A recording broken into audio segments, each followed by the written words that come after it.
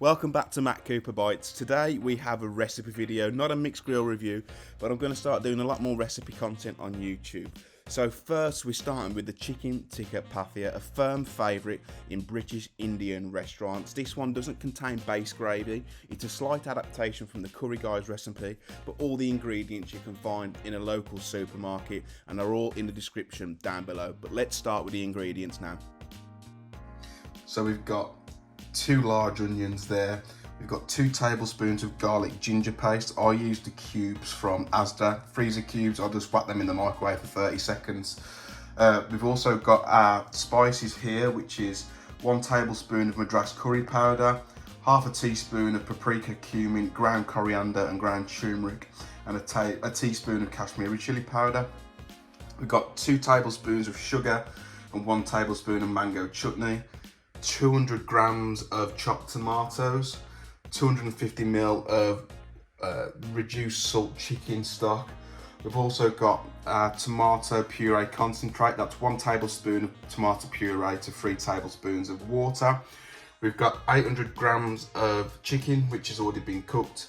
That's chicken tikka. We've got half a teaspoon of tamarind, and we've also got the juice of 2 lemons.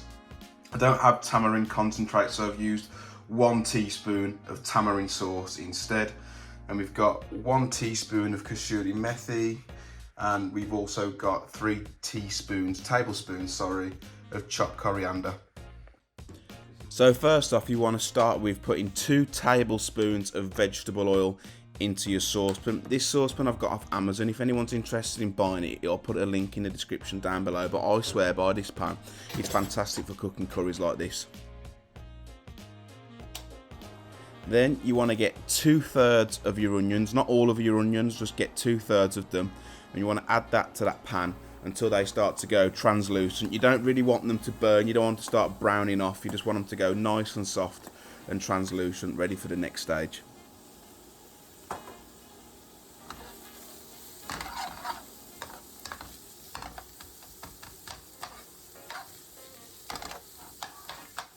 In these recipe videos, I want to try and show you some of the shortcuts I use and some helpful tips, and one of them is with garlic and ginger paste. Now, I just buy the garlic and ginger paste frozen blocks from Asda and Tesco. I believe I get mine from Asda. Here it is going in here. 2 blocks of those for this curry, the garlic and ginger combined. Of course, fresh is always better, but these are really simple and they taste fantastic and still taste really fresh. So that's a little bit of a shortcut I use. Once that's cooked for about 30 to 45 seconds, you want to add your spices, which are in the description down below and can be brought from the likes of Tesco, Asda, or your local supermarket. Nothing fancy. Then you want to add your chopped tomatoes. Again, these are out of a can. Nothing fancy. Then you want to add your sugar and the mango chutney. They're in the same little pot, unfortunately. I ran out of pots, so if you're thinking that doesn't look like sugar or mango chutney, they're on top of each other, but I do add them at this stage. And then you want to add a splash of that chicken stock. The chicken stock is just used as almost like to keep the curry a nice consistency. It's almost a bit like a fail-safe. So I like my curries quite I think runny is the wrong word, but I like a lot of curry. I like a lot of sauce. I don't like it thick, so this is just used to thin the curry out a little bit. You want to cook that for 2 or 3 minutes on a high heat and get it simmering. And then you want to add it into the Ninja blender. You don't have to have a Ninja blender as long as you've got something to blend it up, and fantastic. Clean the pan out, leave that to one side, and then add 1 tablespoon of vegetable oil. Then what you want to do is add the rest of your onions. So the last 33.333% of your onions goes into the pan. Now, if you like spice, this is where you add your green chilies. A pathia is quite sweet, but I like a spicy curry. So if you are going to add chilies, then add them at this stage here. Then just cook them through for another 30 seconds, and then you add your tomato concentrate. Now, this tomato concentrate isn't chopped tomatoes. What it is a tablespoon of tomato puree out the squeezy tube, and then 3 tablespoons of water, and that's your tomato concentrate ratio. You want to give that a good old mix, and then you want to cook it through on a high heat until the paste starts to bubble. As you can see here on the video, it's starting to bubble nicely. What you want to do now in the next step is add that curry base that you created. There you go. Add that back into the pan and let that cook through. This is going to start smelling lovely and the curry's going to start coming together. It's important to scrape the edges around as well, because that's where you get the ultimate flavour in those little bits you can scrape off there. Add them back into the curry. Cook that for a little longer, and then you want to add your pre-cooked chicken tikka. If anyone wants to know how I do my tikka, I've actually got some tikka spice blends coming to my store in the next few days. If anyone's interested, all you do, it's so simple.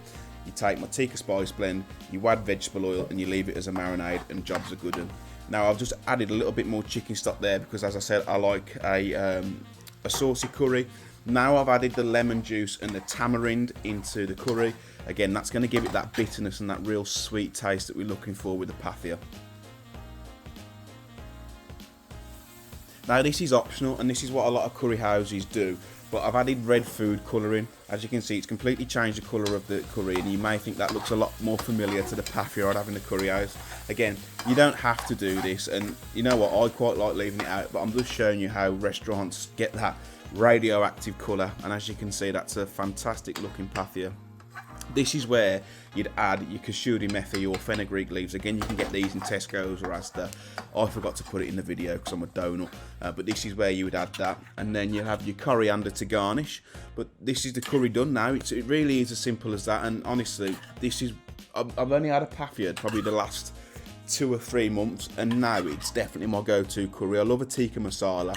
It's a little bit sweeter and not as rich as a tikka masala, but when I put chilies in it as well, you get a real good mix of flavours. So as I said, this is where you garnish with your coriander, and you've got yourself a wonderful restaurant style chicken tikka pathia in probably less than 25 minutes. It is all in the prep though, of course. We've got the ingredients out ready, the chicken tikka is already cooked, but if you can get your prep in order, you can have yourself a wonderful restaurant style chicken tikka pathia.